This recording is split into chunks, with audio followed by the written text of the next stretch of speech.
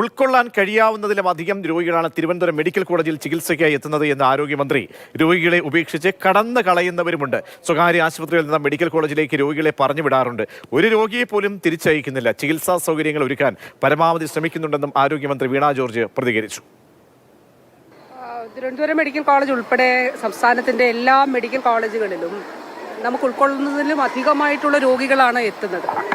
എത്രയോ ആളുകളെ സ്വകാര്യ ആശുപത്രികളിൽ നിന്ന് ഉൾപ്പെടെ ICUയിലേക്ക്, നമ്മുടെ തിരുവനന്തപുരം മെഡിക്കൽ കോളേജിൽ ICUയിലേക്ക് കൊണ്ടുവരാൻ വേണ്ടിയിട്ട് നിങ്ങൾ തന്നെ എത്രയോ പേർ പറഞ്ഞിട്ടുണ്ട്.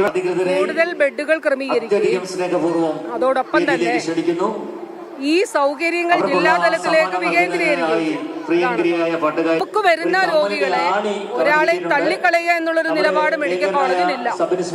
ശരിയാണ്, നമുക്ക് ഉൾക്കൊള്ളാവുന്നതിലും അധികം രോഗികൾ വരുമ്പോൾ അവർക്ക് ബുദ്ധിമുട്ടുകൾ ഉണ്ടാകുന്നുണ്ട്. അവിടെ എന്താണ് ചെയ്യുന്നത്? ഒന്ന്, നമ്മൾ സൗകര്യങ്ങൾ മെച്ചപ്പെടുത്തുക.